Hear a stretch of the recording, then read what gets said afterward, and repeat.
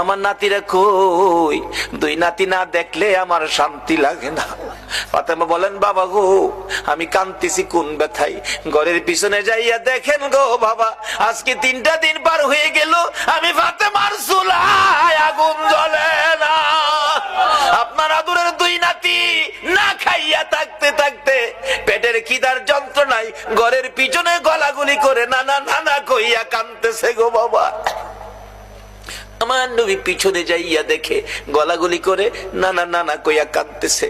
নানা গো পেটের খিদা গো নানা, সহ্য করতে পারি না। আমার নবী বেরিয়ে গেলেন।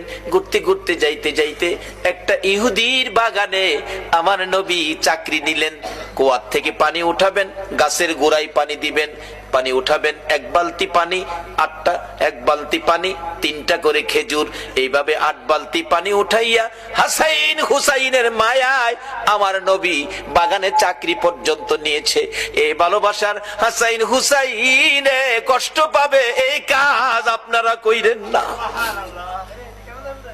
আমার নবী 8 বালতি পানি উঠাইয়া 9 বালতি পানি বুড়াইয়া টান দিলে রশি ছিঁড়ে বালতি কুয়ার ভিতরে পড়ে গেছে। ইহুদি দৌড়াই আসছে, পানি উঠাও পানি উঠাও। রশি ছিঁড়ে বালতি পড়ে গেছে, কি দিয়ে উঠাবো? ছিঁড়ে গেছে। না তুমি ছিঁড়ে ফেলছো? আমার নবীরে কয়, নবী বলে ছিঁড়ে ফেলছে। আমার নবী বলেন, ইহুদি রে আমি ছিঁড়ি নাই, ছিঁড়ে পড়ে গেছে।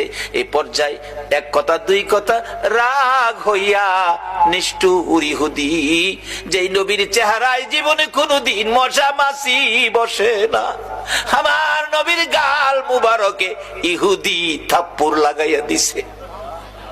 আমার নবী একটা চিৎকার মারছে, ইহুদি রে পেটের খিদা রে, আমার নাতিরা 3 দিন পর্যন্ত খায় না, আমি রাসূলও খাই নাই রে। 3 দিন না খাইয়া গালের গোশত শুকাইয়া গেছে রে ইহুদি, আমার গালে থাপ্পড় দিছস, বল তোর হাতে ব্যথা পাইছস নি? ইহুদি বলেন, কার গায়ে হাত তুললাম গো? আমি মারলাম, আমারে জিগাই ব্যথা পাইছিনি? আমার নবী ডাকে, এরে ইহুদি আমার 8 বালতি পানির বিনিময় 24টা খেজুর দিবি? হ দেব, দে। আমার হাসাইন আর হুসাইন কান্দে পেটের খিদায়। 24 খেজুর লইয়া নবী রওনা হলেন, চলে যাবেন নাতিদের খাওয়ানোর জন্য। আমার আল্লাহ কয়, জিবরাইল রে আমার বন্ধুর কানে খবর দে, বন্ধু যেন কুয়ার ভিতর থেকে বালতি উঠাইয়া দিয়ে আসে।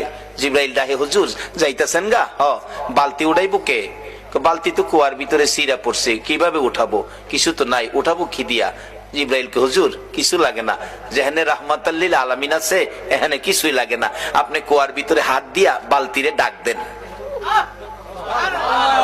সুবহানাল্লাহ, আসতে কইলেন। পৃথিবী